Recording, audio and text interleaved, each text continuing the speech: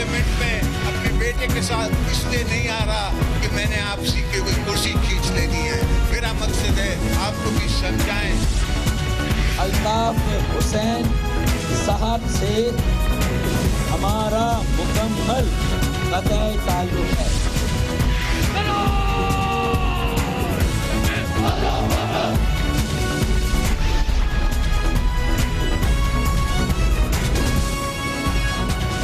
आप देख रहे हैं खबरों, तबसरों और तज्जियात पर मबनी पाकिस्तान का सबसे मोतबर न्यूज शो दुनिया, कामरान खान के साथ। अस्सलाम वालेकुम, मैं हूं कामरान खान। अपने प्रोग्राम की इब्तिदा कर रहे हैं हम उस ब्रेकिंग न्यूज़ से जो अब से थोड़ी देर कबल दुनिया न्यूज़ में चली है और जिसमें इस बात का इंकशाफ हुआ है कि शरीफ ख़ानदान कल सुप्रीम कोर्ट ऑफ पाकिस्तान के सामने चंद कलीदी दस्तावेज़ात पेश करने जा रहा है, जिसका ताल्लुक उन मामलात से है जो JIT की रिपोर्ट में सामने आए हैं और जिसके हवाले से शरीफ ख़ानदान पर शकूक में इजाफा हुआ था, सवालात में इजाफा हुआ था और बाज़ माहिरीन का ख्याल ये था कि इस हवाले से शरीफ ख़ानदान को अब नाकाबिल तरदीद सबूत पेश करना पड़ेगा, वरना वो एक बंद गली में बंद हो रहे हैं। ताज़ा तरीन सूरत हाल ये है कि जो ताज़ा तरीन दस्तावेज़ात पेश की गई हैं, देखते ये है कि सुप्रीम कोर्ट ऑफ पाकिस्तान का उस पर क्या रद्द अमल होता है, मगर चंद ऐसी दस्तावेज़ात हैं जो यकीनी तौर पर वो अगर उसको मान लिया जाता है तो वो ये जो सिचुएशन है पूरी उसके लिए एक बहुत बड़ी तब्दीली का बाइस बन सकते हैं। कल जो दस्तावेज़ात पेश की जा रही हैं, जिसकी कॉपीज़ हमारे पास भी मौजूद है, उसमें एक ओरिजिनल सेल एग्रीमेंट है जो कि अहली स्टील का है, जो कि सुप्रीम कोर्ट में पेश किया जाएगा, जो कि लीगलाइज्ड डॉक्यूमेंट है और जिसको ministry of foreign affairs UAE की जानिब से, दुबई की अदालतों की जानिब से जिसकी तस्दीक की गई है और ये बात भी बताई गई है कि ये 1980 में बाकायदा अहली स्टील की सेल का मामला है जो कि सामने आया। ये एक बड़ी कलीदी दस्तावेज़ है जो कि सुप्रीम कोर्ट में पेश की जाएगी। इसके अलावा एक दस्तावेज़ पेश की जा रही है हुसैन नवाज की जानिब से, एक ख़त है जो मिनर्वा कंपनी की जानिब से लिखा गया है, जिससे ये जाहिर करने की कोशिश की गई है और इसे एक सबूत के तौर पर पेश किया जा रहा है कि दरअसल वही इसके बेनिफिशियल ओनर है, यानी कि उसकी बेनिफिशियल ओनर नीलसन और नेस्कॉल कंपनी की जो कि मालिक है लंदन फ्लैट्स की, वो मरियम नवाज शरीफ नहीं है।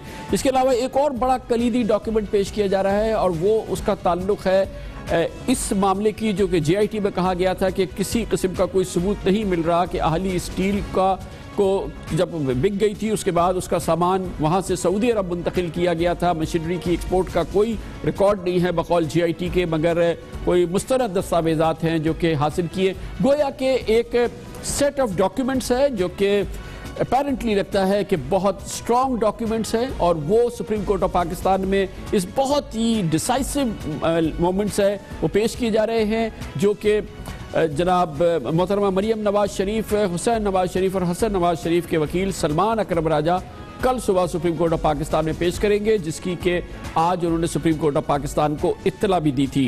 ये कितनी बड़ी डेवलपमेंट है ये पूछते हैं और इसके लिए लाहौर जाएंगे, जहां पर मौजूद हैं लाहौर न्यूज़ के मुमताज़ न्यूज़ एंकर और लीगल एक्सपर्ट भी हैं जनाब साद रसूल। बहुत बहुत शुक्रिया साद रसूल साहब।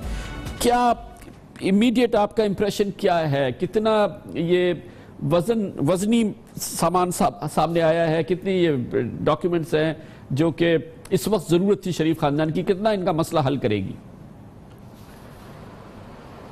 बहुत शुक्रिया कामरान साहब। देखिए दो तीन इसके अंदर बातें देखने वाली हैं। सबसे पहले जो 1980 वाले डॉक्यूमेंट्स हैं जो UAE से रिलेटेड हैं, उनके ऊपर तो कम से कम इस तरह की स्टैम्प्स हैं कि वो बहुत फोर्सफुल डॉक्यूमेंट्स लग रहे हैं। अगर हम अभी नीलसन और नेस्कॉल जो मरियम साहिबा की बेनिफिशियल ओनरशिप वाले डॉक्यूमेंट्स हैं, अगर हम उनको थोड़ी देर के लिए छोड़ भी दें, जो ओरिजिनल 1980 का अभी आपने एग्रीमेंट की बात की जो कि जिसके ऊपर उनको UAE की अदालतों के भी स्टैम्प्स हैं, वो काफ़ी स्ट्रॉन्ग डॉक्यूमेंट्स लग रहे हैं। दूसरी तरफ नीलसन और नेस्कॉल की ओनरशिप एस्टैब्लिश करने के लिए एक कॉर्पोरेट अकाउंटेंट का लेटर है और एक मिनर्वा मिल्स का अपना लेटर है। अब इफेक्टिव इशू ये है कि जो JIT के डॉक्यूमेंटेशन सबमिट की गई थी, जिस वक्त वो सबमिट की गई थी, वो म्यूचुअल लीगल असिस्टेंस के थ्रू डॉक्यूमेंटेशन सबमिट की गई थी। इसको थोड़ा सा आसान अल्फाज में अगर हम बयान कर लें कि मरियम साहिबा की जो नीलसन और नेस्कॉल की बेनिफिशियल ओनरशिप है, وہ دو لیٹرز کے تھرو سبمٹ کی گئی تھی یا اسٹیبلش کی گئی تھی JIT کی رپورٹ کے اندر. ایک advocate general British virgin islands کے لیٹر کے تھرو اور ایک فائنانشل انویسٹیگیشن آفیسر کے لیٹر کے تھرو. یہ والے جو ابھی کے موجودہ لیٹرز ہیں یہ ان شواہد کو یقینی طور کے اوپر متنازع بنا دیتے ہیں. نہ صرف کہ ان شواہد کو متنازع بنا دیتے ہیں بلکہ JIT کی اس رپورٹ کو کہ یہ ٹرانزیکشنز کبھی ہوئے ہی نہیں تھے جن کے ابھی 1980 سے ڈاکومنٹ سبمٹ کیے جا رہے ہیں, اس تمام کو متنازع بنا دیتے ہیں. ایک اور چیز امپورٹنٹ ضروری یہ نہیں ہے کہ مجھے لگتا ہے وہ یہ کہ ظاہر ہے کہ ایک بڑی سالڈ ڈاکیومنٹ تھی جو کہ UAE کی منسٹری آف جسٹس کی تھی, جس کو کاؤنٹر کر رہے ہیں یہ جو آج جو ڈاکیومنٹ پیش کر رہے ہیں. اور ظاہر ہے کہ یہ کہ اگر یہ ڈاکیومنٹ ظاہر ہے کہ اگر یہ واقعی صحیح ڈاکیومنٹس ہے تو یہ ایک میجر بلو ہو سکتا ہے JIT کے لیے. اس کے علاوہ ایک اور جو ایلیمنٹ سامنے آ رہا ہے وہ جو مشنری جو اہلی اسٹیل کی ہے جو کہ دبئی سے ایکسپورٹ ہوئی, جس کو کہ ڈسکاؤنٹ کر دیا تھا ٹوٹلی, JIT نے اس کو ڈسمس کر دیا تھا, ایسا کچھ نہیں ہوا ہے. اور ایک اپیرنٹ یہ امپریشن آیا تھا جیسے کہ یہ فراڈ کیا ہے, یہ جھوٹ بولا گیا ہے. اس کے لیے بھی جو ڈاکیومنٹیشنز ہو رہی ہیں, جو چیزیں سامنے آ رہی ہیں, وہ بھی کافی فورسفل آرگومنٹ لگ رہا ہے. جی بالکل.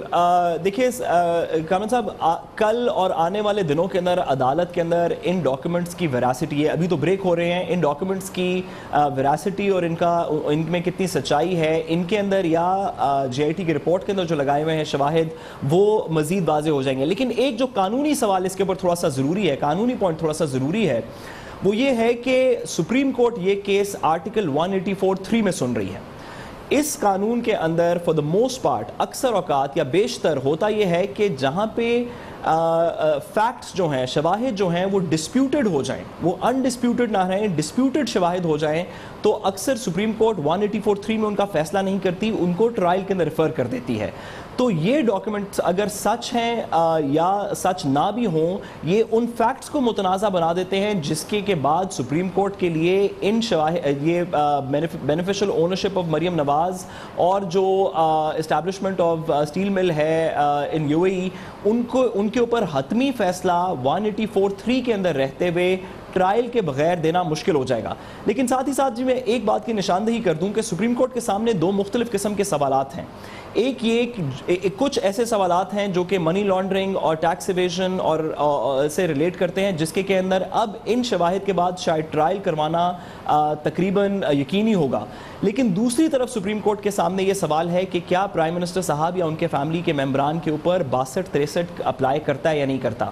یہ ڈاکیومنٹس ان سوالوں کو بھی تھوڑا سا مزید کنٹروورشل کریں گے. لیکن ان ڈاکیومنٹس کے اندر جن چیزوں کی ابھی بھی وضاحت نہیں آئی, وہ FZE کیپٹل کی اونرشپ پرائم منسٹر صاحب کی وضاحت نہیں آئی, اور 2000 جو کہ JIT رپورٹ کے اندر لگائی ہوئی ہے, اور JIT رپورٹ کے اندر پرائم منسٹر صاحب کے اوپر ایک جو ایلیگیشن مزید لگائی گئی ہے ڈسکوالیفیکیشن کے پرسپیکٹو سے 62-63 کے پرسپیکٹو سے. ایک چیز بڑی امپورٹنٹ ہے جو کہ بہت ہی امپورٹنٹ ہے, وہ یہ کہ حسین نواز یہ انسسٹ کر رہے ہیں کہ یہ ڈاکیومنٹس انہوں نے JIT میں بھی رکھے تھے سامنے, مگر JIT نے اس کو ایکسیپٹ نہیں کیا. یہ بڑا ایک سیریس ایلیگیشن سامنے آ رہا ہے. یہ آئی تھنک یہ سب سے امپورٹنٹ بات ہے اس میں کہ وہ کہہ رہے ہیں کہ یہ دیکھیں ڈاکیومنٹس ہیں, میں نے دیے مگر انہوں نے لیے نہیں. ہے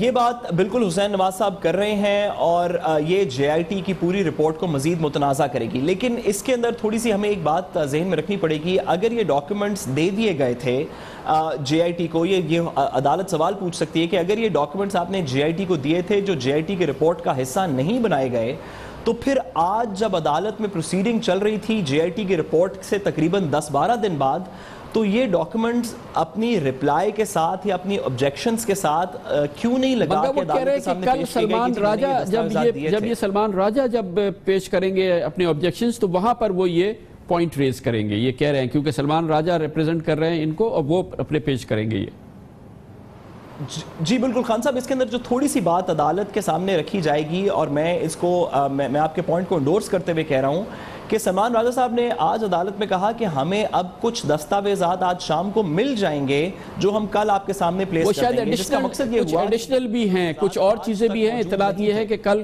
سپریم کورٹ میں کچھ اور چیزیں بھی سامنے آ رہی ہیں. تھینک یو سو مچ. سعد رسول ہمارے ساتھ ہے. کمرشل بریک اور اس کے بعد ذکر کرتے ہیں. ایک اور بڑی سچویشن پیدا ہو گئی ہے. آج انتخابی اصلاحات کے حوالے سے قومی اسمبلی میں پارلیمنٹ پہ اتفاق رائے ہو گیا تمام جماعتوں کا, اس کا بل تیار ہو گیا ہے. مگر اسی دوران عمران خان نے اعلان کیا ہے کہ وہ چاہتے ہیں کہ الیکشن کمیشن کو پورے کو نئے سرے سے اس کی تشکیل دی جائے. اس الیکشن کمیشن کے تحت وہ کسی انتخابات میں شریک نہیں ہوں گے. معاملہ یہ ہے کہ الیکشن کمیشن کی تشکیل کو, اس کی مدت کو آئینی تحفظ حاصل ہے. یہ مسئلے کا حل کیسے ہوگا, اس کی بات کرتے ہیں چھوٹے سے وقفے کے بعد. ایک بہت اہم ڈیولپمنٹ ہوئی ہے اور آج جیسے ہی یہ اعلان ہوا کہ انتخابی اصلاحات کے بل کی تیاری ہو گئی ہے, تمام جماعتوں نے اس کو تسلیم کر لیا ہے. ماں سوائے پاکستان تحریک انصاف نے. اس کے فوراً بعد جناب عمران خان نے ایک پریس کانفرنس کی اور کہا کہ الیکشن کمیشن کی نئی تشکیل ہونی چاہیے. کسی جماعت کو موجودہ الیکشن کمیشن پر اعتماد نہیں ہے. اور انہوں نے کہا کہ ایسا الیکشن کمیشن بنایا جائے جس پر سب کو اعتماد ہو. ووٹنگ کے لیے بایو میٹرک سسٹم استعمال کیا جائے. اوورسیز پاکستانیوں کو ووٹ کا حق دیا جائے. نگراں حکومت میں تمام جماعتوں کو آن بورڈ ہونا چاہیے. عمران خان کا یہ مطالبہ بہت ہی اہم مطالبہ ہے, مگر اس پہ عمل درآمد شاید بہت ہی مشکل ہوگا. مگر عمران خان نے کہا کہ الیکشن کمیشن کی فوری طور پہ نئی تشکیل ہونی چاہیے. 4 چیزیں ہیں جو الیکشن کمیشن کو ہم ڈیمانڈ کرتے ہیں کہ یہ الیکشن ان 4 چیزوں کے بغیر نہ کروایا جائے. نمبر 1, اوورسیز پاکستانیز, ان کا حق ہے کہ ان کو ووٹنگ رائٹ ہونا چاہیے. نمبر 2, ہمیں سخت ریزرویشنز ہیں اس الیکشن کمیشن کے اوپر.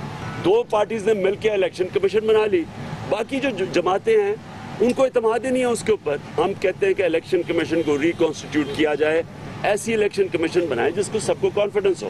تیسری چیز, ہم سمجھتے ہیں کہ کیئر ٹیکر گورنمنٹ چوز کرنے کے لیے جو الیکشن کروائے ساری پارٹیز آن بورڈ ہوں. صرف یہ نہ ہو کہ آپس میں موقع مکاؤ 2 پارٹیز کریں, ساری پارٹیز آن بورڈ ہو. اور فائنلی جی آخری کہ ہم یہ کہتے ہیں کہ بایو میٹرک آئیڈینٹیفیکیشن ہو. اس سے قبل بڑی اہم ڈیولپمنٹ ہوئی تھی جب تمام سیاسی جماعتوں کی 34 رکنی انتخابی اصلاحاتی کمیٹی نے الیکٹرل ریفارم بل پر اتفاق کر لیا تھا. تحریک انصاف آخری وقت میں اس میں شامل نہیں ہوئی اور اب اس کی منظوری پرسوں دے دی جائے گی.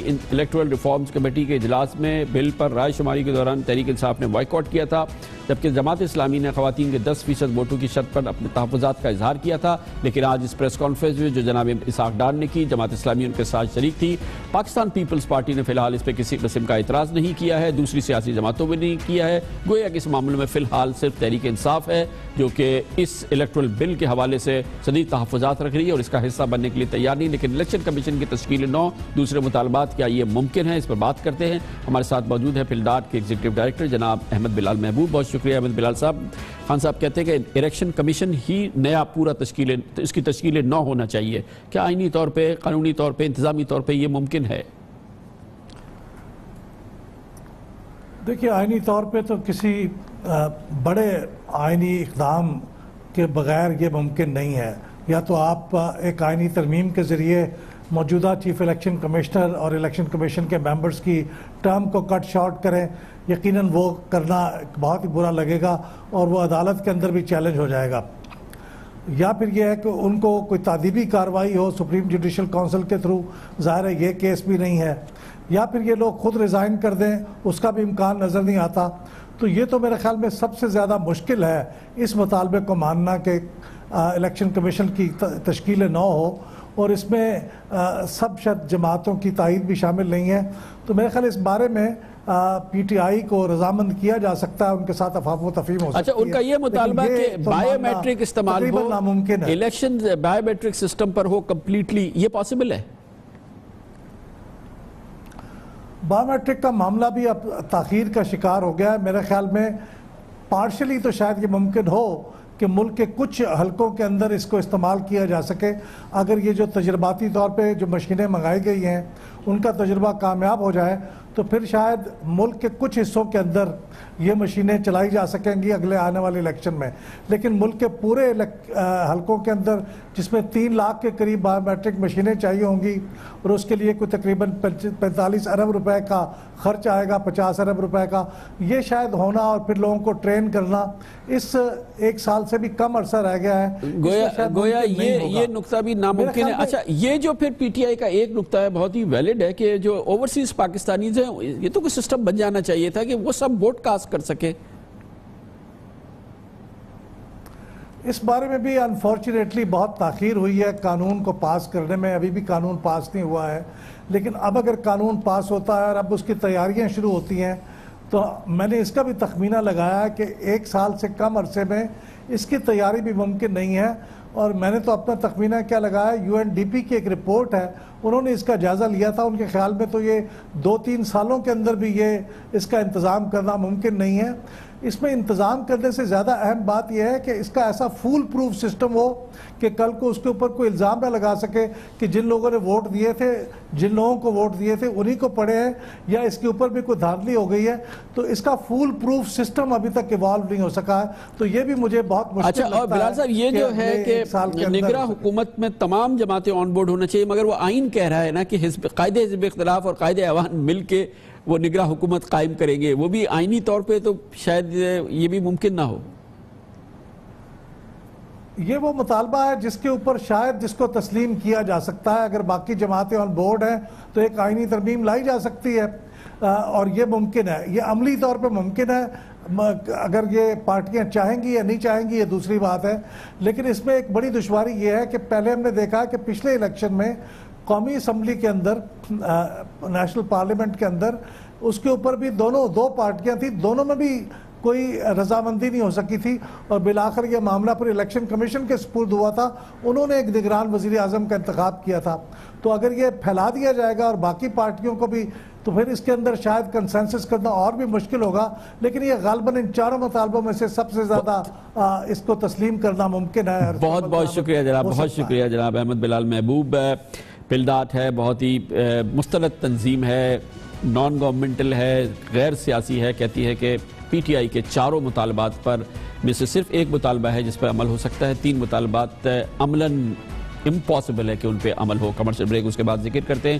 بھارت اور چین کے درمیان ٹھن گئی ہے سرحدی تنازع ہے, فوجیں ایک دوسرے کے سامنے کھڑی ہیں, کسی وقت بھی بڑا فوجی ٹکراؤ ہو سکتا ہے. اس کی بات کرتے ہیں چھوٹے سے وقفے کے بعد.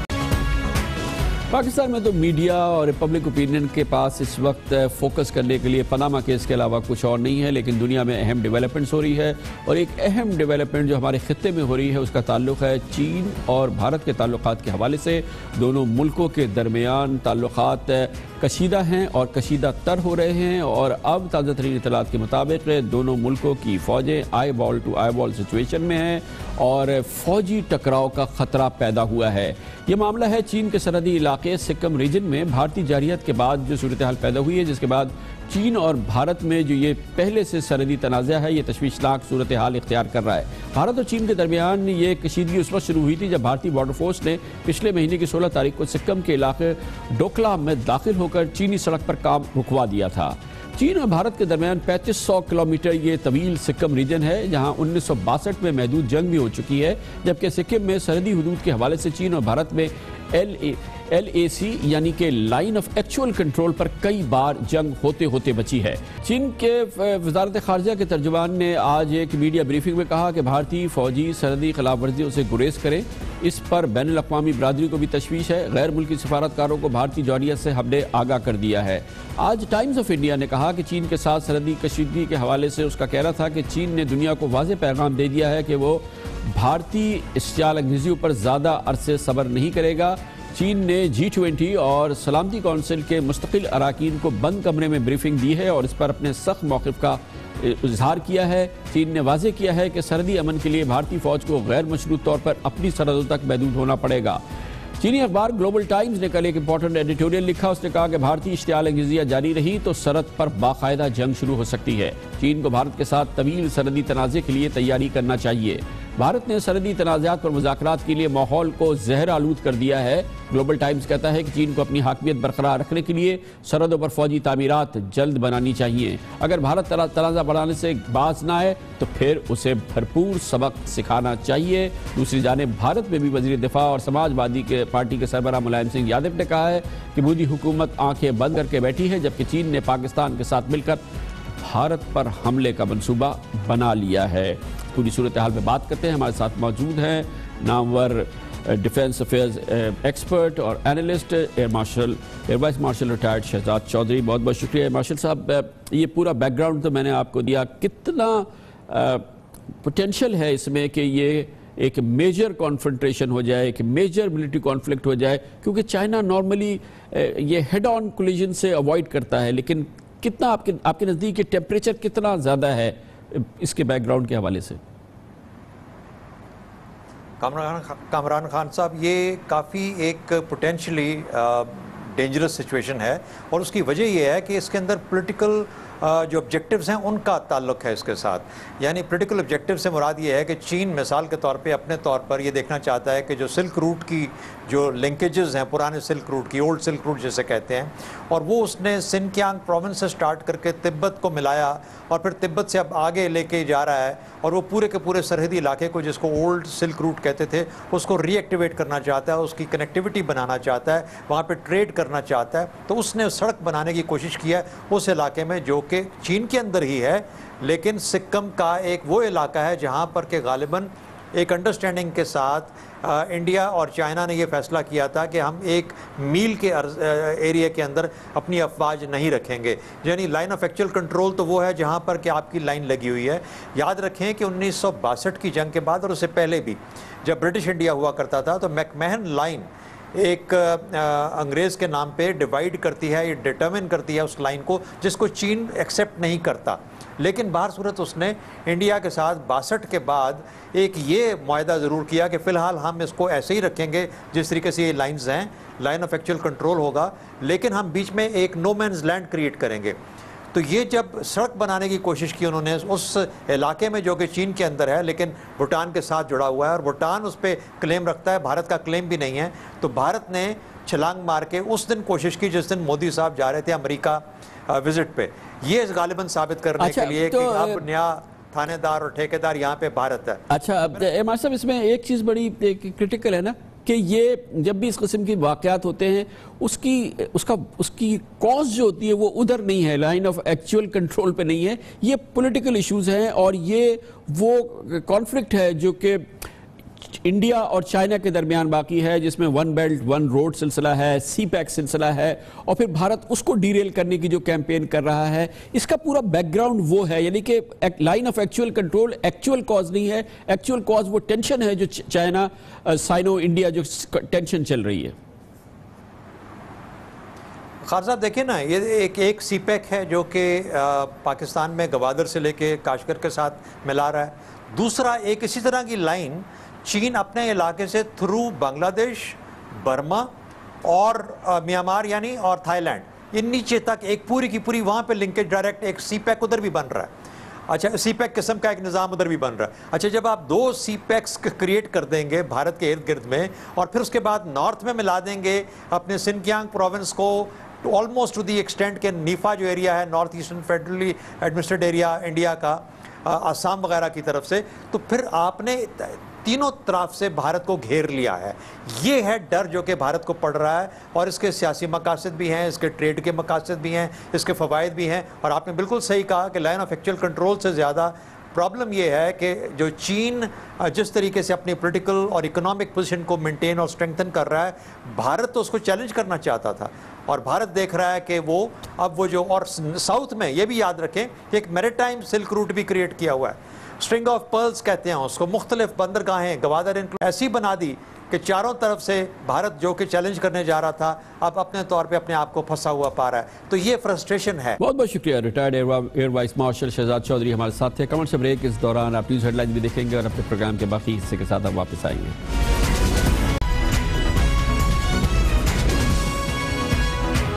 आप देख रहे हैं खबरों, तबसरों और तज्जियात पर मबनी पाकिस्तान का सबसे मोतबर न्यूज शो दुनिया, कामरान खान के साथ। सुप्रीम कोर्ट ऑफ पाकिस्तान में वो केस जिसके फैसले के भरपूर असरात होंगे पाकिस्तान की सियासत पे, वज़ीर आज़म नवाज शरीफ की सियासी मुस्तकबिल पे, पाकिस्तान मुस्लिम लीग नून की जो पाकिस्तान की सबसे बड़ी सियासी जमात है उसकी लीडरशिप पे। ये मामला अब सुप्रीम कोर्ट ऑफ पाकिस्तान में उस JIT रिपोर्ट के हवाले से ज़ेर समात है जिसने कि अपनी तहकीक़ात सुप्रीम कोर्ट ऑफ पाकिस्तान में जमा करा दी हैं और उसके जो رزلٹس ہیں اس میں جو الزامات ہیں وزیر اعظم نواز شریف اور ان کے اہل خانہ پر وہ سنگین ترین ہیں۔ اس حوالے سے آج سپریم کورٹ آف پاکستان میں جی آئی ٹی رپورٹ پر تیسری سماعت ہوئی۔ تیسرے روز مسلسل یہ سماعت ہو رہی ہے، روزانہ سپریم کورٹ آف پاکستان یہ سماعت کر رہا ہے۔ آج وزیر اعظم نواز شریف کے وکیل خواجہ حارث نے دلائل شروع کیے وزیر اعظم کی جانب سے اور کہا کہ وزیر اعظم نواز شریف کئی بار عوامی عہدوں پر رہے ہیں مگر ان پر کرپشن سے تعلق تک کا کوئی الزام نہیں لگا ہے۔ یہ پوزیشن ہے جو پاکستان مسلم لیگ مسلسل لے رہی ہے کہ جو بھی الزام ہے ان میں سے کسی کا بھی تعلق ان کے دور حکومت سے نہیں ہے اور براہ راست سرکاری کرپشن سے اس کا کوئی واسطہ نہیں ہے۔ آج خواجہ حارث نے کہا کہ جے آئی ٹی کی رپورٹ اور ان کی 10 جلدوں میں بھی وزیر اعظم کے خلاف کچھ نہیں کہا گیا ہے، مگر اس وقت یہ بہت اہم بات تھی۔ اس کے جواب میں اس موقع پہ جناب جسٹس شیخ عظمت سعید نے بھی کہا کہ سپریم کورٹ بھی سمجھتی ہے کہ جے آئی ٹی رپورٹ کے ان تمام 10 والیومز میں وزیر اعظم پر کرپشن اور عہدے کے غلط استعمال کا الزام نہیں لگایا گیا ہے۔ شاید جج صاحب کا یہ ریمارک آج وزیر اعظم کے لیے اور ان کے ساتھیوں کے لیے کچھ نہ کچھ اطمینان کا باعث رہے۔ خواجہ حارث نے نقطہ اٹھایا کہ وزیر اعظم نواز شریف نے اپنے ٹیکس ریٹرنز میں تمام اثاثے ظاہر کیے، وزیر اعظم کی کوئی آف شور کمپنی نہیں۔ لنڈن فلیٹس کے بارے میں جے آئی ٹی نے بھی نہیں کہا کہ اس کے مالک وزیر اعظم نواز شریف ہیں۔ جسٹس اعجاز افضل نے کہا کہ سپریم کورٹ پر اس کیس کے تمام پہلو واضح ہیں، اس بات کا کوئی ثبوت نہیں کہ وزیر اعظم خود کسی پراپرٹی کے مالک ہے۔ جسٹس اعجاز الحسن نے ریمارک دیے کہ ہم بھی یہ کہہ رہے ہیں کہ ایسی کوئی دستاویز نہیں کہ نواز شریف لنڈن فلیٹس کے مالک ہے، مگر المیہ یہ ہے کہ فلیٹس کا اصل مالک کون ہے، اور بار بار یہ سوال سامنے آ رہا ہے جیسے کہ آج بھی سامنے آیا۔ جسٹس شیخ عظمت سعید نے استفسار کیا کہ لنڈن فلیٹس کی ملکیت کے دستاویزات، خریداری کے ذرائع اور منی ٹریل بتا دیں، یہی کافی ہے۔ عدالت تمام شواہد اور قانونی مواد کا جائزہ لے کر فیصلہ کرے گی کہ آپ کے دستاویزی ریکارڈ درست ہے یا نہیں، اور اسی بات پر یہ معاملہ ختم ہو جائے گا۔ آج کی سماعت سے بھی ایک بار پھر یہ لگتا ہے کہ بہرحال لنڈن فلیٹس کی ملکیت کے جواب دینے ہیں۔ وزیر اعظم نواز شریف براہ راست اس کے مالک نہیں ہیں، لیکن ان کی ذات سے بھی جڑے ہوئے کئی اہم معاملات جو جے آئی ٹی میں سامنے آئے ہیں اس پہ عدالت کی بھی تسلی ہونی ضروری ہے، اور شاید اس کے بعد ایک ٹرائل کا مرحلہ بھی ہو۔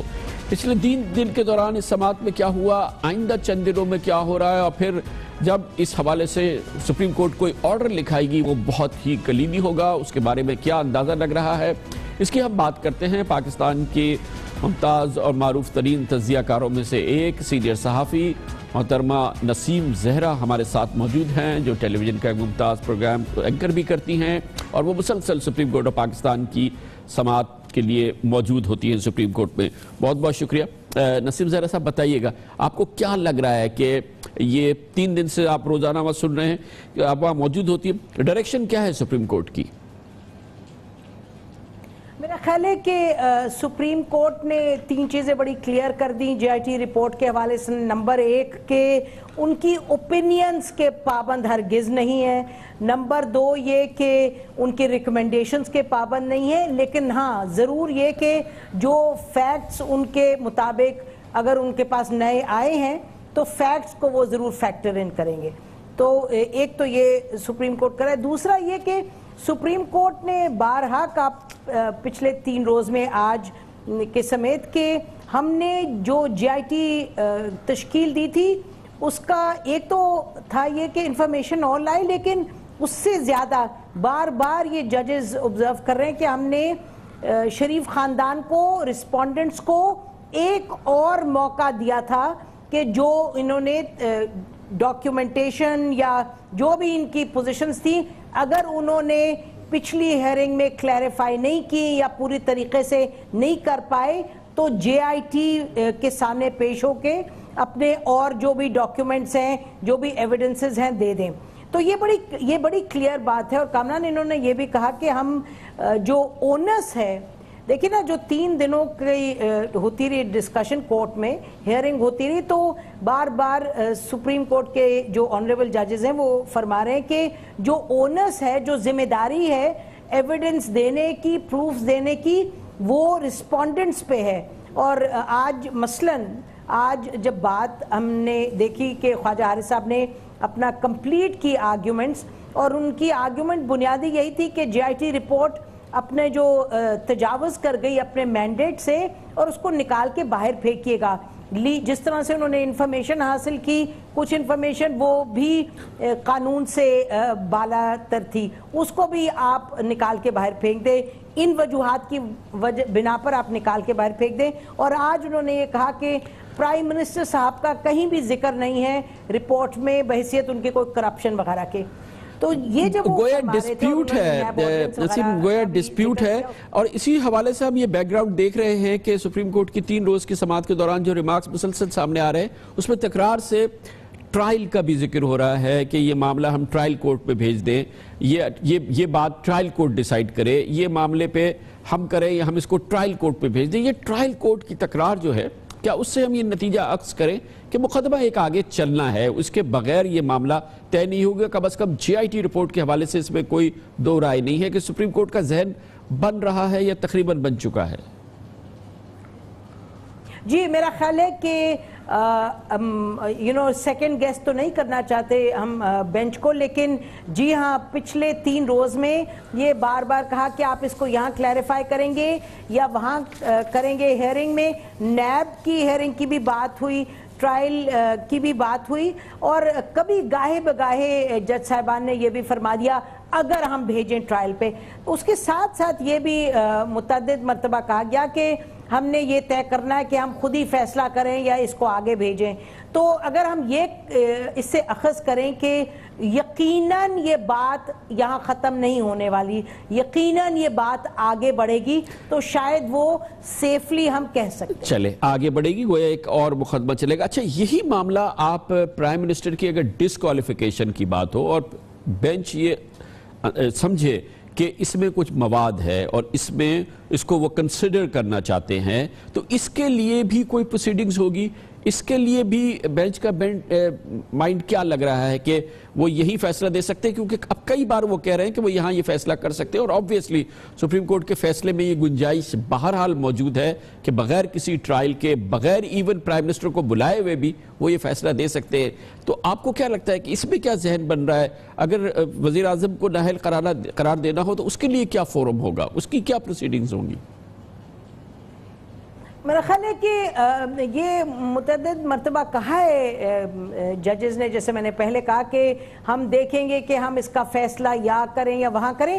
پرائم منسٹر صاحب کے حوالے سے ہم نے یہ سنا ضرور ہے کہ کچھ آنریبل ججز ان میں سے یہ بار بار کہتے ہیں کہ پرائم منسٹر صاحب نے یہ کہا تھا فلور آف دا ہاؤس پہ, لیکن انہوں نے پھر بعد میں وہ بات پوری نہیں کی. پھر اقامہ کے حوالے سے سوال اٹھے, پھر یہ کہا جا رہا ہے کہ ایک ملک کا پرائم منسٹر ایک بات کر کے کیسے پھر کہہ سکتا ہے جی آپ بتائیں اگر آپ کے پاس کوئی ایویڈنس ہے یا نہیں. تو جو تھرسٹ ہے آبزرویشنز کا, حالانکہ وہ کہتے ہیں کہ قانون اور آرٹیکل 10A اور یہ سب اپنی جگہ ہے, لیکن پرائم منسٹر صاحب کے حوالے سے جو آبزرویشنز ہیں وہ ایسی ہیں کہ پرائم منسٹر صاحب کی ذات کے حوالے سے بھی بات ادھر ختم ہوتی ہوئی نظر نہیں آ رہی. اب سوال تو یہی ہے نا, میرا خیال ہے جو اگر ہم کہیں, پھر میں بار بار کہہ رہی ہوں کہ ہم یہ ابھی تو ایک تجزیہ ہی ہے اور ٹرائل چل رہا ہے, لیکن آبزرویشنز کی بنا پہ لگتا ہے یقیناً بات آگے بڑھے گی اوور آل کیس کے حوالے سے. اور پرائم منسٹر کے حوالے سے کیا 62 کے تحت کوئی ڈیکلیریشن آئے گی یا نہیں, اٹس ہارڈ ٹو سے, لیکن یقیناً وہ بھی اس کے امکانات ہیں, اس کے کم دکھائی دیتے ہیں نسبت. آپ سمجھتے ہیں کہ ڈیفنس کا اختیار دیا جائے گا پرائم منسٹر کو اور وہ ڈیفنس کریں گے, اس کی کوئی پروسیڈنگز ہوگی؟ زیادہ خیال اسی کا ہی ہے, امکان یہی آپ فرمانی کہ آپ کو اندازہ ہو رہا ہے. وکلا بھی یہ کہہ رہے ہیں کہ ظاہر ہے کہ اگر وزیر اعظم کو نااہل قرار دینا ہے اور پہلی بار ہے کہ یہ سپریم کورٹ آف پاکستان صادق اور امین کا فیصلہ جو ہے بغیر کسی پیچھے مقدمے کے یہ کر دے, تو وہ بہرحال لگتا یہی ہے کہ کوئی پروسیڈنگز ہوگی. لیکن آج جج صاحبان نے کم از کم 1 یا 2 بار یہ ضرور کہا کہ جو جے آئی ٹی کی رپورٹ آئی ہے اس میں پرائم منسٹر نے اپنے آفس کو یوز کیا کسی کرپشن کے لیے یا وزیر اعظم کی حیثیت سے کوئی ان پہ کرپشن کا الزام ہے. آج جسٹس عصمت سعید نے کہا کہ ایسی کوئی بات ہم نہ اس میں جے آئی ٹی میں ہے اور نہ ہی ہم ایسا کچھ اسیوم کر رہے ہیں. یہ کچھ تھا جو پرائم منسٹر کے جو کیمپ میں لوگ ہیں ان کے لیے کچھ اطمینان کا باعث بنے, یہ کچھ ریمارکس اس قسم کے؟ جی کامن صاحب یہ پاسنگ ایک ریمارک ضرور ہوگا لیکن یہ یاد رکھیے گا کہ آج جسٹس اعجاز افضل صاحب نے کہا کہ پرائم منسٹر کی innocence is not supported by evidence. کچھ اب میں غلط لفظ نہ استعمال کر پاؤں, I need to be careful. انہوں نے کہا کچھ اسی طرح کا اس کا جو متن تھا وہ یہی تھا کہ یہ نہیں ہے کہ انکانٹروورٹیبل ایویڈنس ہے پرائم منسٹر کی انوسنس کا. تو اس حد تک بھی بات ہوئی اور بار بار دیکھیے نا وہ ہر چیز کو کہہ رہے ہیں انٹر کنیکٹڈ ہے. جو خواجہ حارث صاحب کی آرگیومنٹ تھی کہ یہ آپ پرانے کیسز کیوں کھولے گئے, حدیبیہ کے حوالے سے آپ کو معلوم ہے کہ آج کتنی ایک سویپنگ نیو سچویشن پیدا ہوئی ہے جو انہوں نے فارن منسٹر صاحب کے فائنانس منسٹر صاحب کے حوالے سے بات کی ہے, اس پہ بعد میں آئیں گے. لیکن یہ شاید جو زیادہ ہمیں وزن دکھائی دیتا ہے آبزرویشنز کا, وہ اس کے بینچ کے آبزرویشنز کا, وہ یہ اس نوعیت کا ہے کہ پرائم منسٹر کی انوالومنٹ کے جو پراپرٹی ہے, جو پیسہ آ رہا ہے, کیونکہ وہ کہتے ہیں کہ کہیں سے پتہ ہی نہیں چلتا کہ پیسہ اوریجنیٹ کہاں سے کرتا ہے. تو وہ تھرسٹ جو ہے اگر اس تھرسٹ پر جائیں تو پھر یہ جو آپ فرما رہے ہیں کہ کامنٹس دیے کہ کرپشن کا اس طرح سے کوئی دکھائی نہیں دیتا, تو مجھے لگتا یہ ہے کہ جو آبزرویشنز ہیں باقی پراپرٹی ریلیٹڈ, منی ریلیٹڈ, جو ان کی مثلا آج انہوں نے کہا کہ یہ ایک بھی پرزہ نہیں ملتا اور پے در پے آپ دیکھ رہے ہیں کہ آف شور کمپنیز ہیں پیسہ چھپانے کے لیے. تو یہ اور پھر وہ جیسے پراپرٹی کی جو بات ہوئی, جو 4 فلیٹس کی بات ہے, ان کا جو تھرسٹ ہے وہ یہ ہے کہ آپ کوئی ڈاکیومنٹ تو دیں تاکہ ہم یہ کہہ سکیں کہ یہ تو بار بار جج صاحبان کہہ رہے ہیں کہ کوئی ڈاکیومنٹ دیں جس سے یہ ثابت ہو. مگر انٹرسٹنگ بات یہ ہے کہ جو اندازہ ہو رہا ہے کہ جج صاحبان کے جو ریمارکس ہیں وہ جی آئی ٹی کی رپورٹ کو بھی فلی اون نہیں کر رہے اور فلی اس کو سبسکرائب نہیں کر رہے. وہ جو سٹوری اور ڈیفنس سامنے آ رہا ہے پرائم منسٹر کی جانب سے, اس میں بھی ان کے نزدیک بڑے بڑے گیپس ہیں, ان کے سوالات موجود ہیں. گویا کہ جج صاحبان کا جو ابھی تک کا جو رسپانسز سامنے آئے ہیں وہ محتاط ہے, کوشش ہے, اور وہ ون سائیڈڈ نہیں ہے, لاپ سائیڈڈ بھی نہیں ہے. تو اس کا مطلب یہ ہے کہ جو ایک یہ نتیجہ چل رہا ہے کہ ایک اگلا اس کا فیز ہے, اس میں ایک مقدمہ پھر چلنا ہے, اس میں دفاع کا حق حاصل ہوگا وزیر اعظم کو کہ وہ جی آئی ٹی کی رپورٹ کو غلط ثابت کریں اور ان کے وکلاء غلط ثابت کریں, شریف خاندان غلط ثابت کرے, اور پھر ایک نئی پروسیڈنگز کا آغاز ہوگا, چاہے وہ کسی بھی ٹرائل کورٹ میں ہو یا سپریم کورٹ کو ہی اگر اس سلسلے میں کوئی پروسیڈنگ کرنی. کیا یہ نتیجہ عکس کرنا مناسب ہے؟ دیکھیے حتمی نتیجہ کیا ہوتا ہے, حتمی نتیجہ تو as far as this court is concerned تو حتمی نتیجہ تو یہ ہے کہ کیا کوئی نیب کا ریفرنس یا کوئی ٹرائل کورٹ کی طرف بات جاتی ہے تو یہ تو حتمی تو وہی ہوگا, مطلب اس کیس کے حوالے سے اور اس کورٹ کے حوالے سے تو حتمی تو وہی ہے, تو حتمی تو ہوگی بات اس کورٹ میں. لیکن ہاں وہ پروسیس آگے چلے گا. جہاں تک پرائم منسٹر صاحب کا تعلق ہے وہ میں پھر ریپیٹ کرتی ہوں کہ وہ مشکل ہے کہنا کہ یہ کیا وہ ڈیکلیریشن دیں گے جسٹس آصف کھوسا ٹائپ کے وہی بات کو ادھر ہی ختم کر کے پھر کہیں آگے کہ الیکشن کمیشن کے پاس بات بھیج دیں. تو کامران صاحب یہ ختم ہوتا ہی یہی دکھائی دیتا ہے, لیکن اس کے بعد تو جیسے قانون میں پروسیس ہے وہ تو چلے گا آگے. بہت شکریہ. گویا کہ یہ امپلیمنٹیشن بینچ ہے اور اپنی یہ سبات یہاں پہ مکمل کرے گی, احکامات جاری کرے گی, اور محترمہ نسیم زہرا کا خیال یہی ہے کہ اس میں آگے پروسیڈنگز ہوگی, آگے بات چلے گی, اور دونوں معاملوں میں وزیر اعظم کے نااہلی کا بھی معاملہ اور جی آئی ٹی رپورٹ کا بھی نتیجہ نکالنا کہ کیا یہ الزامات درست ہیں اور اس پر پھر سزا ہونی چاہیے یا نہیں. خبر سے بریک اور اس کے بعد ذکر کرتے ہیں. یہ معاملہ سینٹرل ہو گیا, مرکزی یہ بات ہے کہ کیا یہاں سے کوئی فیصلہ آنے والا ہے. سپریم کورٹ کی یہ 6 رکنی بینچ کسی معاملے میں کوئی حتمی فیصلہ یہی سے دے دے گی, یا یہ کہ اس میں پھر وزیر اعظم کے خلاف باقاعدہ مقدمہ چلے گا کہ وہ صادق ہیں یا امین ہیں, اور اس کے علاوہ یہ کہ جو جی آئی ٹی کی رپورٹ ہے اس پہ الزامات درست ہے یا نہیں. اور یہ بہرحال سپریم کورٹ آف پاکستان کے فیصلے میں یہ گنجائش موجود ہے کہ یہ بینچ فیصلہ دے سکتی ہے کہ وزیر اعظم صادق اور امین نہیں ہیں, اور اس میں کوئی روک شاید نظر نہیں آتی. کم از کم فیصلے میں یہ جز ضرور موجود ہے, مگر یہ بہت ہی کلیدی معاملہ ہے. اس کی بات کرتے ہیں اور اس حوالے سے اس کی اہمیت بہت زیادہ ہے کہ اس سے پہلے پی ٹی آئی نے جے آئی ٹی کی رپورٹ کے حوالے سے یہ بتایا تھا اور رپورٹ آنے سے پہلے کہہ دیا تھا کہ اس میں شریف خاندان کا چیپٹر تقریباً کلوز ہو جائے گا، گویا کہ اتنے الزامات اور اتنے اس میں شواہد سامنے آئیں گے۔ اب پھر پی ٹی آئی یہ کہہ رہی ہے کہ فیصلہ جو ہے سپریم کورٹ یہ کرنے جا رہی ہے کہ وزیر اعظم کو نااہل قرار دے دے گی آئندہ چند دنوں میں، اور ان کے پورے خاندان کو اور ان کے سمیت ان کے خلاف ریفرنس نیب کی عدالت میں بھیج دے گی۔ یہ پی ٹی آئی نے بہت ہی کیٹیگوریکل کہا ہے کہ یہی فیصلہ آنے والا ہے۔ کیا ایسا ہو سکتا ہے؟ اس کی بات کرتے ہیں چھوٹے سے وقت کے بعد۔ سپریم کورٹ آف پاکستان میں پاناما کیس کی جے آئی ٹی پر سماعت جاری ہے۔ بہت ہی کلیدی سماعت ہے۔ اس کے جو فائنل آرڈر آئے گا اس کے بہت ہی زبردست اثرات ہوں گے پاکستان کے پورے سیاسی ماحول میں، جیسے کہ ہم آپ کو پہلے بھی کہہ چکے ہیں۔ مگر اب اس وقت سب سے اہم نکتہ یہ ہے کہ کیا اس کیس کی سماعت کے آخر میں، یعنی کہ جو موجودہ سماعت ہو رہی ہے، کوئی بڑا فیصلہ آ جائے گا، اور اس میں سب سے اہم سوال یہ ہے کہ کیا سپریم کورٹ آف پاکستان کی یہ 6 رکنی بینچ اسی سماعت کی بنیاد پہ وزیر اعظم جناب نواز شریف کے خلاف فیصلہ دے سکتی ہے کہ وہ صادق اور امین نہیں ہیں، اور اس طرح سے ان کو ان کے عہدے سے ہٹا سکتی ہے، انہیں سیاست سے نااہل قرار دے سکتی ہے یا نہیں؟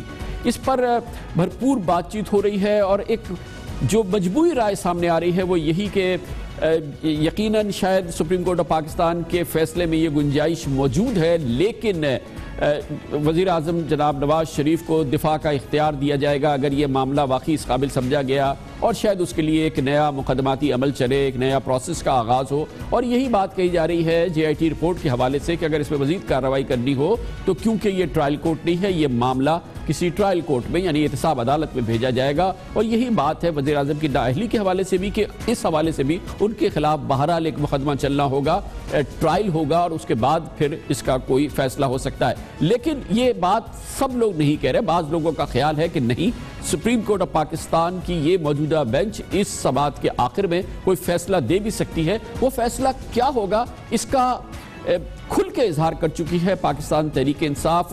ان کے خیال میں کوئی دو رائے نہیں ہے، وہ فیصلہ سنا رہے ہیں تحریک انصاف والے کہ وزیر اعظم کو یہی بینچ فوری طور پہ صادق اور امین نہیں ہے قرار دے گی، انہیں سیاست سے نااہل قرار دے گی، وزیر اعظم کو ان کے عہدے سے ہٹا دے گی، ان کے اور ان کے خاندان کے خلاف کرپشن کا ریفرنس جے آئی ٹی کی رپورٹ کی روشنی میں نیب کی عدالتیں بھیج دے گی۔ پاکستان تحریک انصاف کا جہاں تک تعلق ہے ان کے خیال میں فیصلہ یہی آ رہا ہے۔ پرائم منسٹر نے تو ڈسکوالیفائی ہونا ہے، اور پرائم منسٹر نے اب جدے نہیں جانا، اڈیالہ جانا ہے۔ یہ سب کو پتا چل گیا، ان کے پاس سوائے اڈیالہ کی اب دوسرا راستہ ہے ہی کوئی نہیں۔ اگلے ہفتے کے آخر تک انشاءاللہ ایک نیا پاکستان نظر آ رہا ہے۔ جب نیا پاکستان بنے گا آپ سب نے آنا ہے، اسلام آباد میں ہم خوشیاں بنائیں گے۔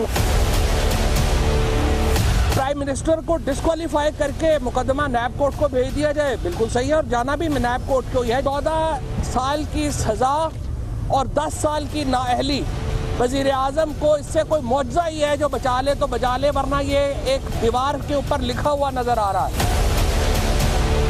جمعے کو یہ مقدمہ اپنے اختتام کو پہنچ جائے گا اور ججز اپنا ورڈکٹ ریزرو کر لیں گے، انشاءاللہ خوشخبری ملے گی، اور یہ جو جمعہ ہے یہ پاکستان میں نئی سیاست کا باب کھولے گا۔ نواز شریف کی سیاست، نواز شریف فیملی کی سیاست کے لیے یہ جمعہ اختتامی جمعہ ہوگا۔ گویا تقریباً 48 گھنٹے باقی ہیں اس حکومت کے پاس، وزیر اعظم جناب نواز شریف کے پاس، لیکن جو عدالت میں ماحول ہے، جو وکلا کی رائے ہے، جو قانونی ماہرین کہہ رہے ہیں، ان کے خیال میں شاید یہ کہنا قبل از وقت ہوگا کہ اس جمعرات کو وزیر اعظم نواز شریف کیا وزیر اعظم کی حیثیت سے آخری دن ہوگا۔ اگر آپ پاناما کیس کو دیکھیں گزشتہ روز کی طرح آج بھی اس کیس کی سماعت کے دوران کیس کے اگلے مرحلے کے حوالے سے عدالت کی سوچ اور بینچ کے ذہن کی عکاسی ہوتی ہے۔ جب وزیر اعظم نواز شریف کے وکیل خواجہ حارث نے توجہ دلائی کہ جے آئی ٹی نے اپنی رپورٹ قیاس آرائیوں پر مبنی نتائج سے اخذ کیے ہیں، وزیر اعظم صرف ان جائیدادوں اور رقم کے لیے جواب دہ ہیں جو ان کے نام سے ہیں، جسٹس شیخ عصمت سعید نے کہا کہ جے آئی ٹی کو عدالت کا اختیار نہیں سونپا تھا، کسی بھی تفتیش اور تحقیقات کو ٹرائل سے گزرنا ہوتا ہے۔ کئی بار جج صاحبان یہ بات کہہ چکے ہیں۔ آج بینچ کے سربراہ جسٹس اعجاز افضل نے ایک موقع پہ کہا کہ عدالت ہر قانونی زاویے سے دیکھ رہی ہے کہ جے آئی ٹی کی سفارشات شواہد پر مبنی ہیں یا نہیں۔ اب دیکھنا یہ ہے کہ کیا کافی شواہد موجود ہیں جو وزیر اعظم نواز شریف کو معاملے سے منسلک کرتے ہیں۔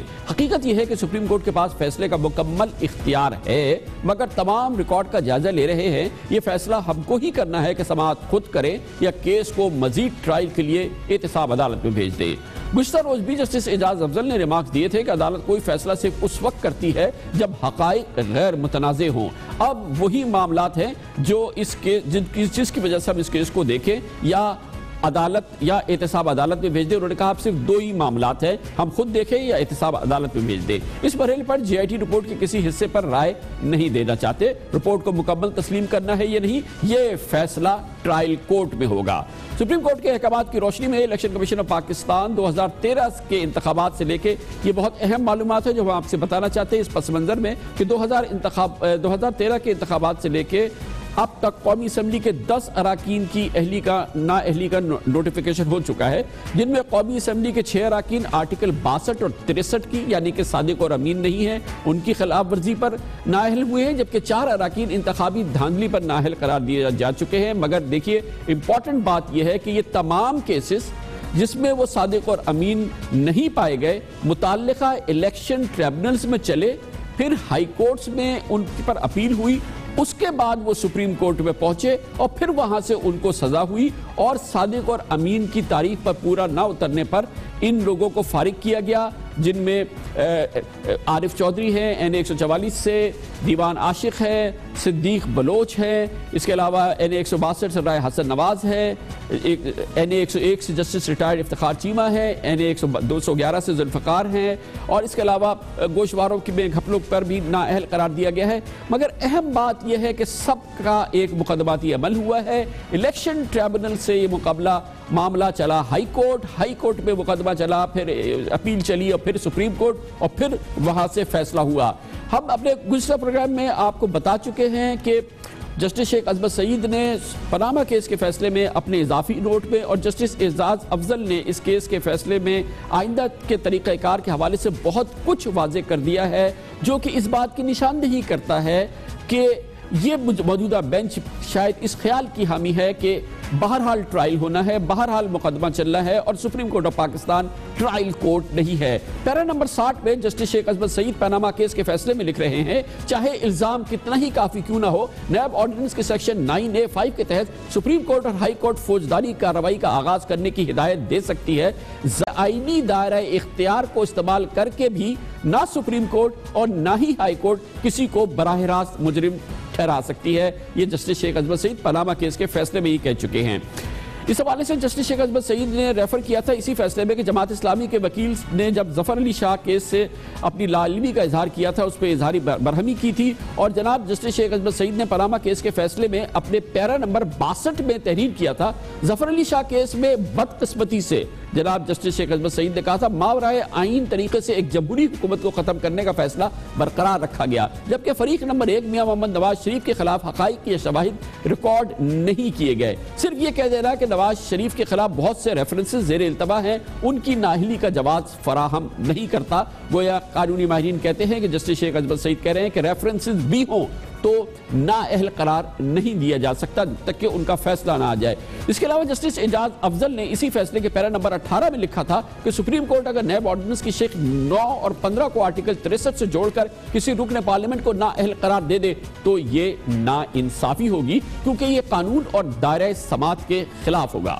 جسٹس اعجاز افضل نے اسی فیصلے میں پاناما کیس کے فیصلے میں یہ بھی لکھا، ہم اس طرح کا کوئی جھکاؤ نہیں رکھ سکتے کہ وہ اختیارات استعمال کرے جو آئین نے ہمیں دیے ہی نہیں۔ کسی ایک مقدمے کے لیے طے شدہ آئینی طریقہ کار سے انحراف نہیں کر سکتے، اپنے خون پسینے سے سینچ کر بنائے گئے آئین و قانون کو کسی ایک مقدمے کے لیے قربان نہیں کر سکتے۔ جسٹس اعجاز افضل اسی فیصلے میں مزید لکھتے ہیں کہ سپریم کورٹ کو آرٹیکل 184(3) کے تحت اختیار حاصل ہے اور آرٹیکل 62 اور 63 اور عوامی نمائندگی کے ایکٹ کے تحت نااہلی کے معاملات کے لیے، مگر ہمیں خط امتیاز کھینچنا ہوگا۔ کہیں ایسا نہ ہو کہ ہم کسی رکن پارلیمنٹ کو شفاف ٹرائل کا موقع اور طے شدہ طریقہ کار کے بغیر ہی مجرم قرار دے دیں۔ مگر اس حوالے سے ایک اور بہت اہم بات ہے، یہی فیصلہ ہے، مگر 5 رکنی لارجر بینچ نے جب 20 اپریل کو اپنا حکم نامہ تحریر کیا تھا اور جو جاری کیا تھا، اس کے نقطہ نمبر 3 میں جی آئی ٹی بنانے کا حکم دیتے ہوئے لکھا تھا کہ جی آئی ٹی کی رپورٹ کے بعد سپریم کورٹ چاہے تو آئین کی آرٹیکل 184(3), 187 اور 190 کے تحت اپنے اختیارات استعمال کر کے مناسب احکامات جاری کر سکتی ہے کہ وزیراعظم نواز شریف یا کسی اور شخص کے خلاف شواہد کی بنیاد پر ریفرنس دائر کیا جائے۔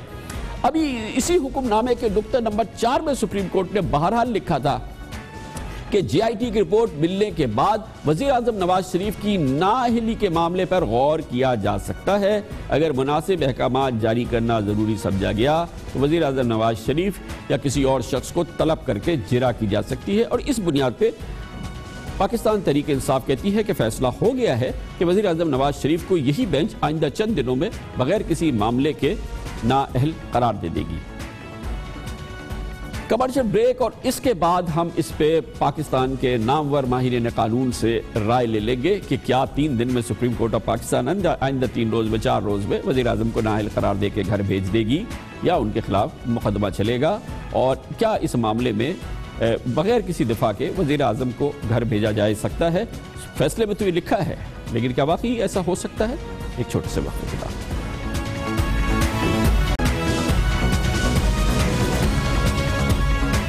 Welcome back. وزیر اعظم جناب نواز شریف پاناما کیس کے جی آئی ٹی فیصلے کی حوالے سے جو سماعت ہو رہی ہے، کیا اس کے اختتام پہ وزیر اعظم نواز شریف کو ڈکلیئر کر دیا جائے گا سپریم کورٹ آف پاکستان کی جانب سے کہ وہ صادق اور امین نہیں ہیں، انہیں وزیر اعظم کے عہدے سے فارغ کر دیا جائے گا، سیاست کے لیے نااہل قرار دے دیا جائے گا، یا یہ کہ اس حوالے سے سپریم کورٹ آف پاکستان اگر ضروری سمجھتی ہے اور اس کا مواد موجود ہے تو ان کے خلاف باقاعدہ مقدمہ چلے گا، معاملہ کسی ٹرائل کورٹ میں بھیجا جائے گا۔ دوسری چیز یہ کہ جو جے آئی ٹی کی رپورٹ آئی ہے کہ سپریم کورٹ آف پاکستان اس پر بھی کوئی فیصلہ کر دے گی، یا وہ معاملہ بھی مقدمے کے لیے کسی ٹرائل کورٹ میں بھیجا جائے گا اور پھر ایک نئے مرحلے کا آغاز ہوگا، یا ایسا نہیں ہوگا۔ اس سب پہ بات کرتے ہیں۔ ہمارے ساتھ موجود ہے لاہور میں ہی ہمارے ساتھ موجود ہیں پاکستان کے سابق وزیر قانون اور انتہائی سینئر قانون دان جناب ڈاکٹر خالد رانجھا، اور ہمارے ساتھ ہیں لاہور ہائی کورٹ کی سابق جج اور نامور قانون دان محترمہ جسٹس ریٹائرڈ ناصرہ جاوید اقبال۔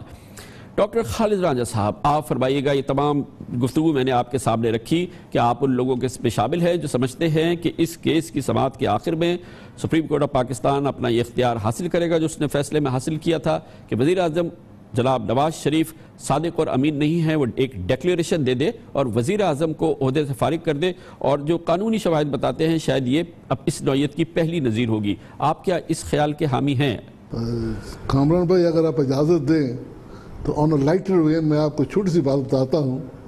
میاں محمود علی قصوری صاحب اس ملک کے بہت بڑے وکیل تھے، سب کانٹیننٹ کے بڑے وکیل تھے، تو وہ کیس کر رہے تھے ماسٹر افضل خان کا۔ جب کیس کی بحث ہوئی تو باہر آئے تو کسی نے پوچھا کہ میاں صاحب کیا خیال ہے، کیا کرے گی سپریم کورٹ؟ کہتے ہیں میں تو روپیے 10 بھی شرط لانے تیار نہیں، انہوں نے کی پتہ ہے۔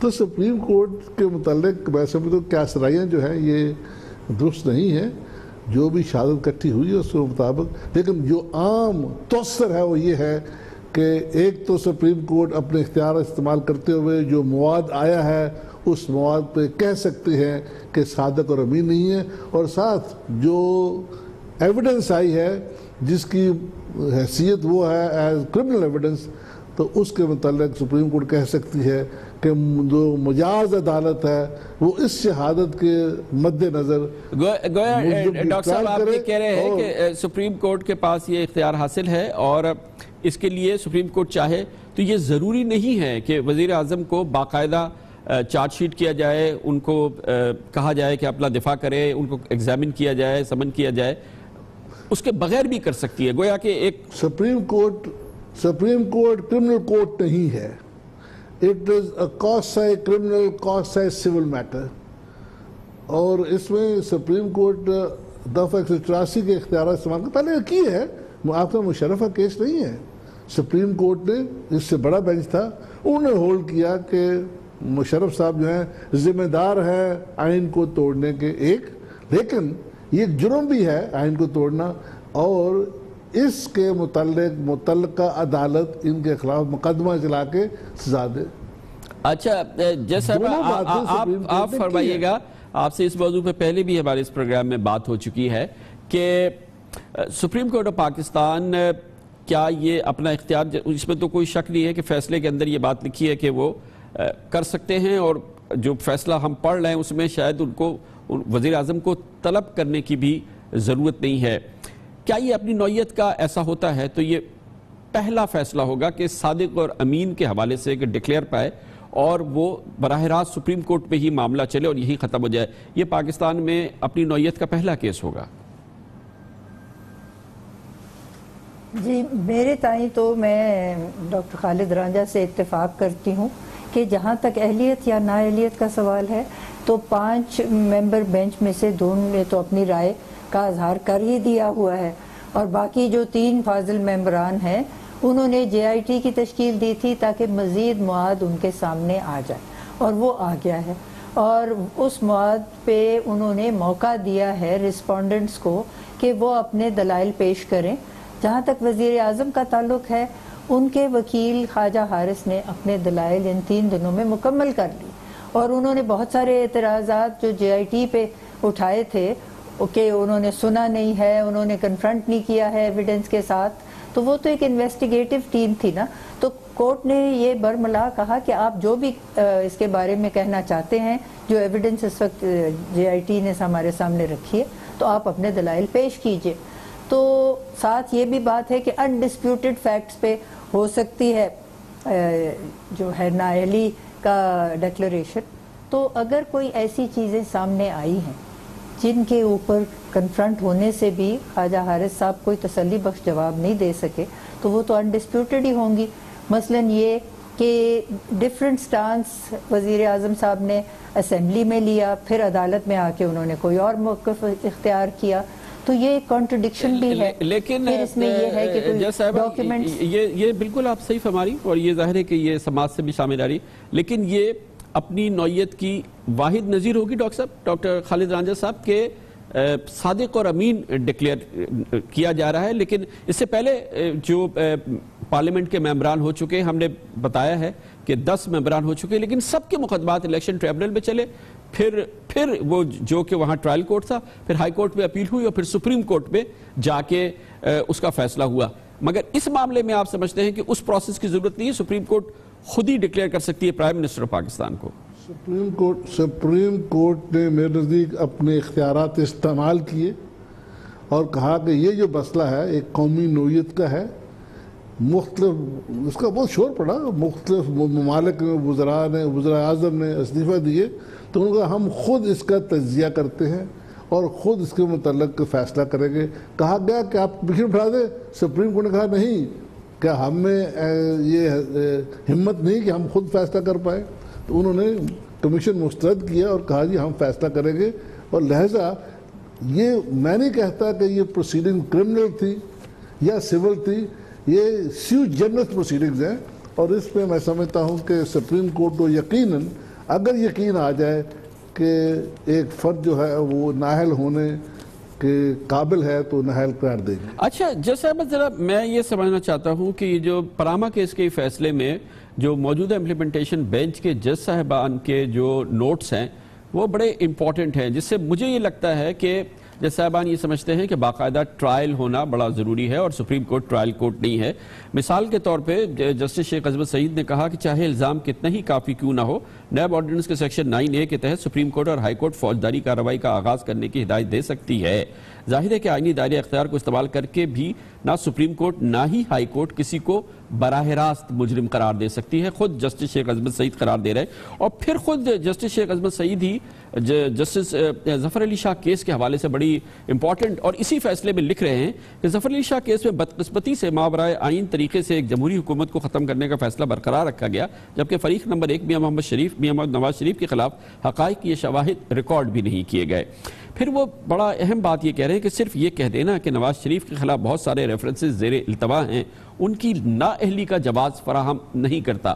اس سے مجھے لگتا ہے کہ شاید جج صاحب یہ سمجھ رہے ہیں یا وہ یہ کہنا چاہ رہے ہیں کہ رائٹ آف ڈیفینس اور ریفرنس فائل ہو جانا اور ٹرائل کورٹ نہیں ہے سپریم کورٹ، کہ شاید اس میں وہ کہنا چاہ رہے ہیں کہ اس کے لیے ایک پروسیس کی ضرورت ہے.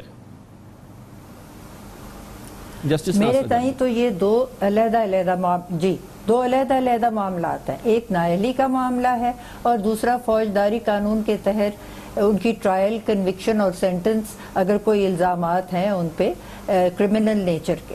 تو جہاں تک تو نااہلی کا تعلق ہے میرے تائیں تو یہ 3 ممبر بینچ جو امپلیمنٹیشن بینچ ہے، اور انہوں نے یہ JIT جو ہے تشکیل دی تھی اور جو مواد ان کے سامنے آیا ہے اس کے بارے میں انہوں نے موقع دیا ہے خواجہ حارث کو کہ وہ ان کو ریبٹ کریں، اور اگر ان کی تسلی ہو گئی ہے دیٹ دے ور سوٹیبلی ریبٹڈ تو پھر تو وہ کیس یہاں پہ اس طریقے سے ڈیسائیڈ نہیں کریں گے جیسے باقی 2 ججز نے کیا.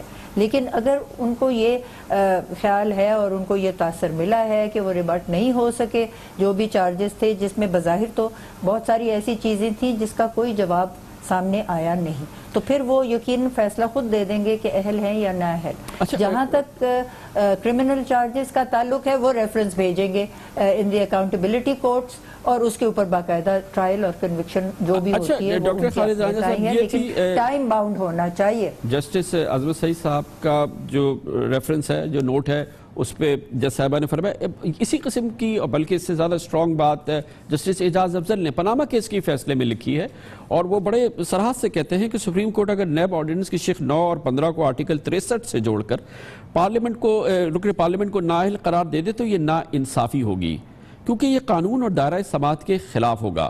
پھر جسٹس اعجاز افضل اپنے فیصلے میں یہ بھی لکھ رہے ہیں کہ ہم اس طرح کا کوئی جھکاؤ نہیں رکھتے کہ اختیارات استعمال کریں جو آئین نے ہمیں دیے ہی نہیں. کسی ایک مقدمے کے لیے طے شدہ آئینی طریقہ کار سے انحراف نہیں کر سکتے. اپنے خون پسینے سے سینچ کر بنائے گئے آئین و قانون کو کسی ایک مقدمے کے لیے قربان نہیں کر سکتے. جسٹس اعجاز افضل مزید کہتے ہیں کہ سپریم کورٹ کو آرٹیکل 184(3) کے تحت حاصل اختیارات اور آرٹیکل 62 اور 63 اور عوامی نمائندگی ایکٹ کے تحت نااہلی کے معاملات کے لیے خط امتیاز کھینچنا ہوگا. کہیں ایسا نہ ہو کہ ہم کسی رکن پارلیمنٹ کو شفاف ٹرائل کا موقع اور طے شدہ طریقہ کار کے بغیر مجرم قرار دے دیں. اس کی بنیاد پہ میں سمجھ رہا ہوں کہ سپریم کورٹ آف پاکستان ایک پروسیڈنگ کرے گا اور وزیر اعظم کو اختیار دے گا. کیوں میں غلط ہوں اگر میں غلط ہوں جسٹس اعجاز افضل کے اس فیصلے کو پڑھنے کے بعد؟ جی میں سمجھتا ہوں کہ جہاں تک آپ نے تجزیہ کیا میں بالکل آپ سے اتفاق کرتا ہوں، لیکن ایک بات تو قابل ذکر ہے کہ supreme court has taken upon itself to resolve this matter. جب انہوں نے اس کو اپنا دائرہ اختیار میں لے کے آئے تو اس وقت ایشو یہ نہیں تھا کہ ہم نے ڈٹرمن کرنا ہے کہ یہ فوجداری جرم ہوا ہے کہ نہیں ہوا ہے. ڈٹرمن کر رہے تھے کیا وزیر اعظم صاحب جو ہیں اہل رہے ہیں کہ نہیں رہے ہیں، اور جو ان کی اہلیت تھی وہ ڈٹرمن ہوتی تھی on the issue of his being صادق اینڈ امین، اور اسی پیرا میں تمام شہادت آئی ہے. یہ علیحدہ بات ہے کہ وہ جب ڈاکٹر صاحب یہ جو میں پڑھ رہا ہوں نا یہ پرانا نہیں ہے، یہ پاناما کیس کا فیصلہ ہے جس میں جسٹس اعجاز افضل، جسٹس عظمت سعید یہ بات بہت تفصیل سے، جس میں میرے نزدیک تو اس میں کوئی ابہام نہیں ہے کہ وہ کہتے ہیں کہیں ایسا نہ ہو کہ ہم کسی رکن پارلیمنٹ کو شفاف ٹرائل کا موقع اور طے شدہ طریقہ کار کے بغیر ہی مجرم قرار دے دیں. یہ جو اگر اب بھی آپ کہتے ہیں کہ اتنی تفصیل کے بعد موقع نہیں دیا گیا، نوٹس نہیں دیا گیا، شہادت کے موقع نہیں دیے گئے، ان کو دفاع کا موقع نہیں دیا، تو پھر میں سمجھتا ہوں کہ یہ بات ذرا مشکل سوالو ہوگی. بہت شکریہ جناب doctor Khalid Ranjha, justice retired Nasira Javed Iqbal. آج ہم نے 2 قانون ماہرین ایسے جو کہ سمجھتے ہیں کہ سپریم کورٹ آف پاکستان اس معاملے میں اگلے 3 سے 4 روز کے اندر اس کو یہ اختیار حاصل ہے اور وہ کر سکتی ہے کہ وزیر اعظم کو نااہل قرار دے دے. صرف اس JIT کی رپورٹ پر جو سماعت اب تک ہوئی ہے، دونوں حضرات کا خیال ہے کہ ایسا ہو سکتا ہے. ہم نے ان سے سوالات جوابات کیے اور آپ کو یہ دوسرا ویو دکھانا بہت ضروری تھا. کمرشل بریک کے اس کے بعد ذکر کریں گے وزیر اعظم نواز شریف JIT رپورٹ آنے کے بعد پہلی بار عوام میں نظر آئے ہیں اور انہوں نے ایک تقریر بھی کی ہے. اس دوران ان کی قیام کے حوالے سے، حکومت کے قیام کے حوالے سے کچھ اچھی خبریں آئی ہیں اور کئی خبریں آئی ہیں پچھلے 24-48 گھنٹوں میں جس پر حکومتی اعتماد میں کچھ اضافہ ہوتا نظر آیا. اس کی بات کرتے ہیں چھوٹے سے وقفے کے بعد.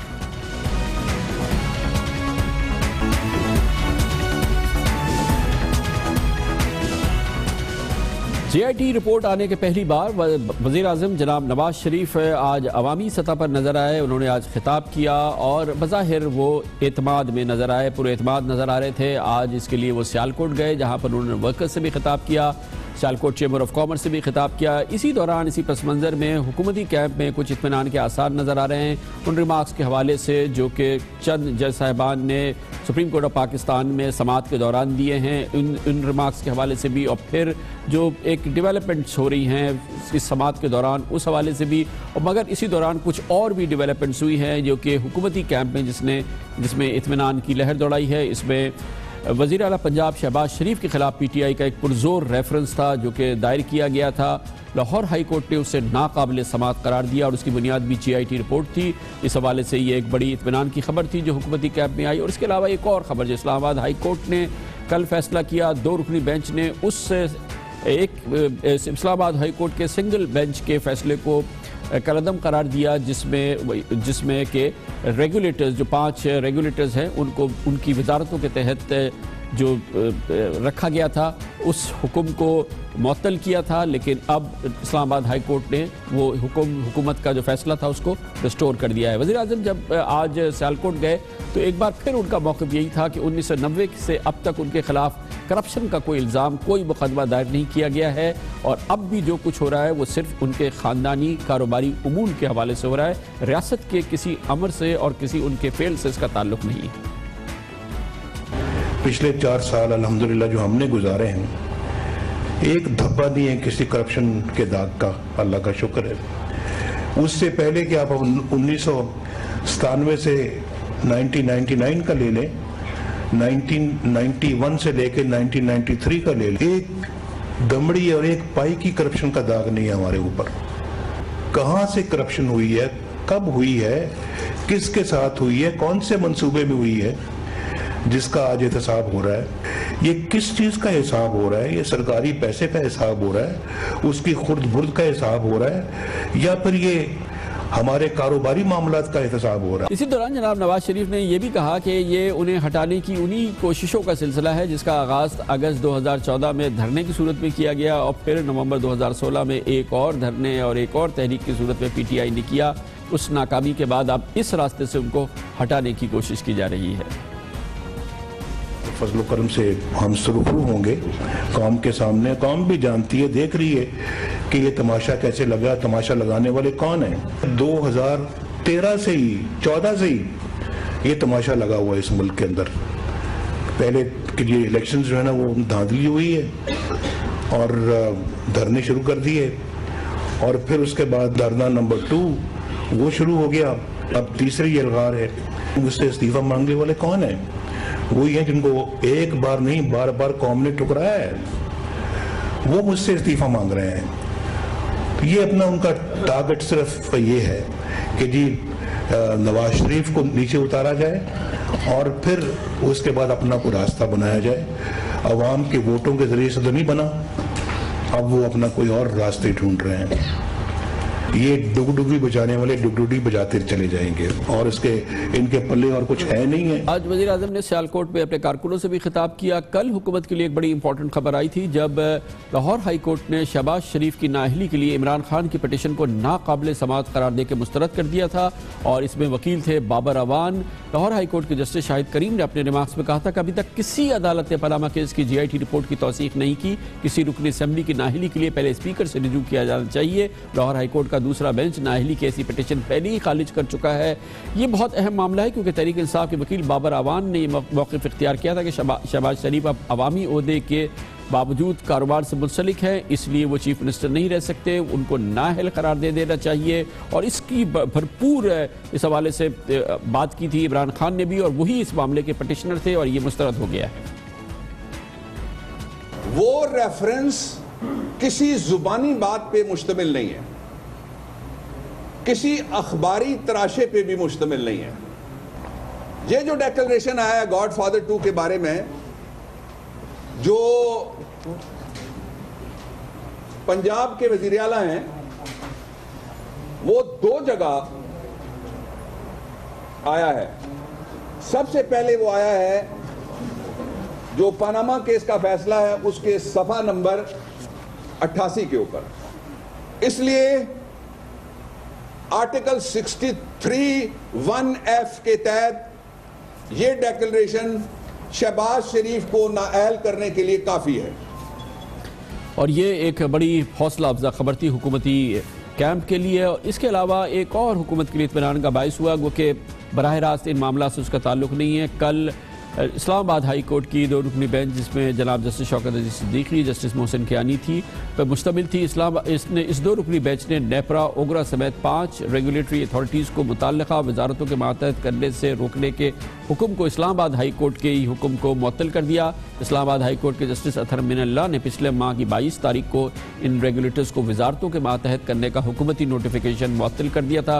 हुकूमत के लिए ये मामला बहुत ही इंपॉर्टेंट है और अब इस्लामाबाद हाई कोर्ट थी जो कि हुकूमत के लिए आ रही हैं और जिससे हुकूमती कैंप में एतमाद में इजाफा होता नजर आ रहा है। इसके साथ ही हमारे आज के प्रोग्राम का इख्तिताम होता है। कल आपसे फिर मुलाकात होगी इंशाअल्लाह। कल तक के लिए कामरान खान को इजाज़त। अल्लाह हाफ़िज़ नासिर।